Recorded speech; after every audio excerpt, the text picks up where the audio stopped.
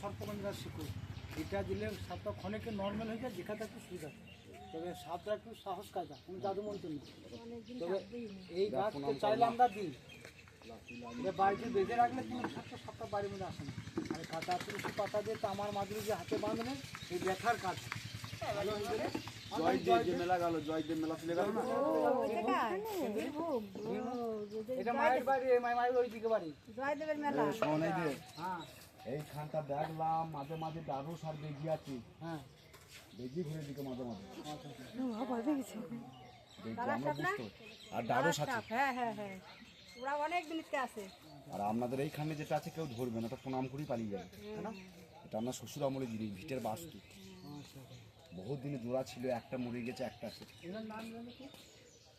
আর ওটা কান্দে, তখন এই কাকাদের এই বাড়িটা একটু সময় খারাপ করে দেয়, খাওয়ার মাখার অভাব যায় না, কিছু রোগে ভরাবে, হিংসা ঝিললে পাঙা বিরাট মুশকিল না। ও জামা গড়ি একটা দেখা আছে। হ্যাঁ হ্যাঁ